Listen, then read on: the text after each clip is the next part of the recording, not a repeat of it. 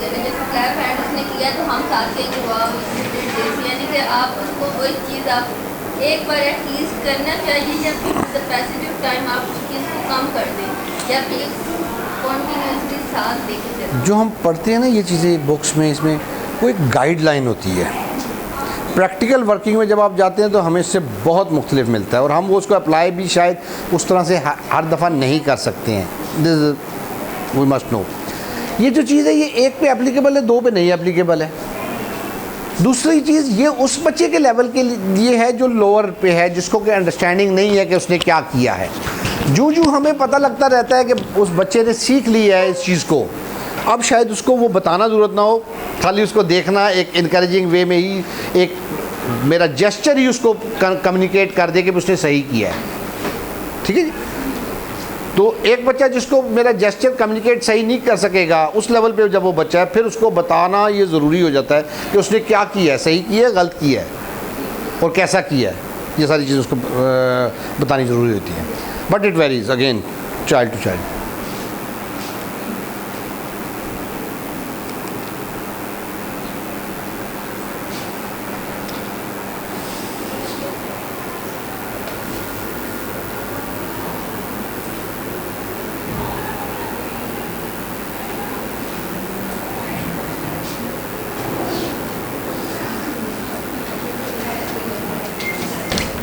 हिबा बात सुन, इस तरह स्लाइड्स पे जाके इसको ये कंट्रोल ये करके और इधर से इसका कलर चेंज करें, ये रीडेबल नहीं हो रहा, इस पे भी नहीं हो रहा, इसको इस पे करके देखें अभी नहीं हो रहा। या इसका एक काम और करेंगे, ये पीछे से कलर इसका ये ब्लैक करके क्या करें, क्या विजिबल नहीं है, वाइट बेहतर था यार। इसमें ना इसका ये कलर फिल इन जो है ये गलत है। हैं? क्या? पेंट वाला शेप ब्लैक, पहले राइटिंग को सिंपल। अच्छा, इसको भी सारों को करना पड़ेगा इस तरह, ठीक है? मुझे क्या हैं? इन सारों को काइंडली इस तरह कर दें। मैं कुछ ना कुछ बात करता हूँ। तो इसमें अभी हम देखेंगे कि ये जो तीनों पार्ट्स थे, इनके लिए किस तरह से इनका होना ज़्यादा अच्छा होता है।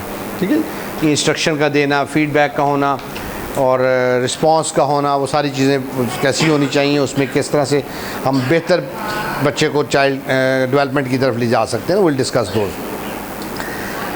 ये बिहेवियर्स हमें हर इन्वायरमेंट में मिल रहे होते हैं। प्रोसीजर ये सेम होता है कि हम उसको क्या कह रहे हैं, रिस्पांस ले रहे हैं, आगे उसको फीडबैक दे रहे हैं।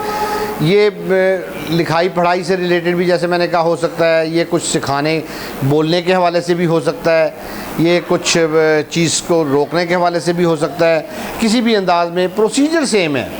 इन फार्मूला को हम उठा के उस जगह पे लगा देते हैं तो वो वहाँ पे बन जाता है। सिमिलरली आगे से आगे सेम वे में चलता रहता है।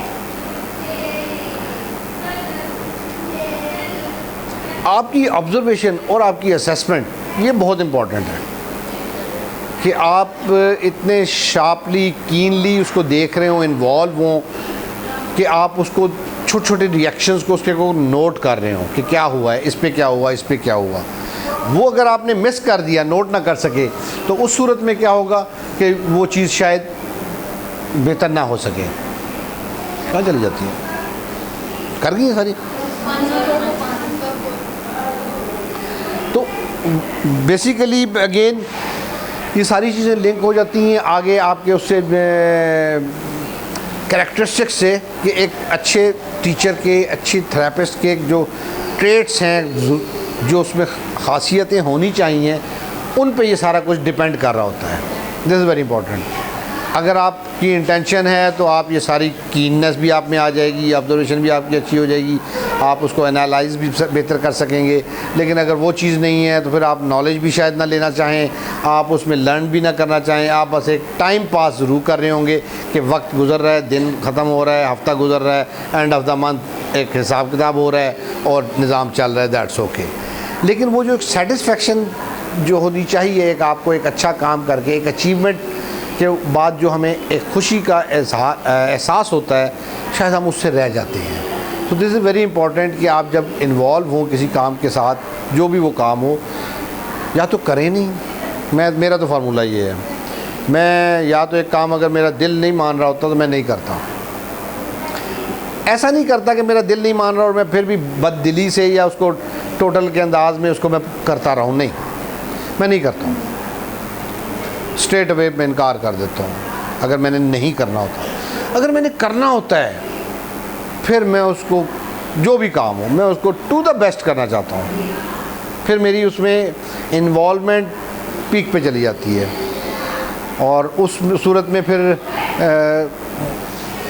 क्योंकि मैं करना चाहता हूँ ना, जब मैं करना चाहता हूँ तो मेरे आइडियाज़ खुद ब खुद मुझे आते रहते हैं, अगला रास्ता मुझे खुद ब खुद लिंक होता जाता है और वो चीज़ें प्रोसेस में चलती रहती हैं। तो दिस इज़ इम्पॉर्टेंट कि आपका विलिंग होना उस काम को करने के लिए, वो बड़ा ज़रूरी है। वो कोई ज़बरदस्ती नहीं करवा सकता आपसे, पैसा भी ज़बरदस्ती नहीं करवा सकता, कोई और प्रेशर भी आपको उस तरफ नहीं ले जा सकता। वो आपको खुद अपने आप को उस पर लाना होता है कि जी मैंने करना है या नहीं करना है। और अगर करना है तो फिर आपको अप्रोच ये होनी चाहिए कि आप उसको जो है बेहतर अंदाज में करने की कोशिश करें। That is important. ये चीज़ आपकी स्कूल इन्वायरमेंट में भी एप्लीकेबल है, होम इन्वायरमेंट में भी है, फ्रेंड्स के सर्कल में भी है, in the life everywhere. Whatsoever you am, अगर उसको आपने करना है तो फिर बी गुड एट दैट और अच्छे अंदाज में उसको आप करने के लिए ठान लें। वो खुद ब खुद अच्छा होता जाता है क्योंकि आप करना चाहते हैं।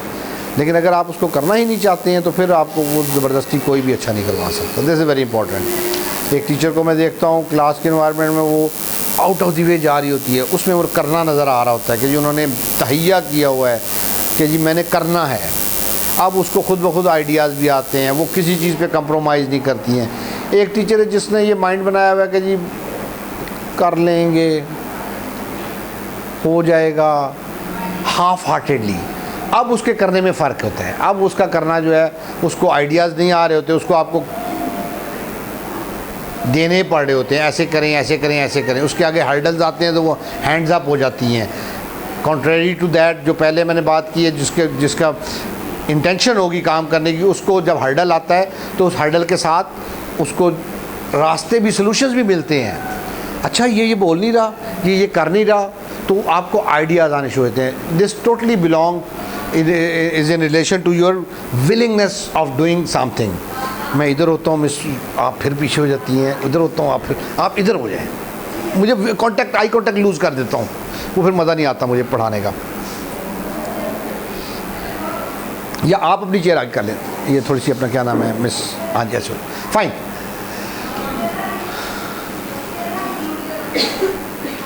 जो इंस्ट्रक्शन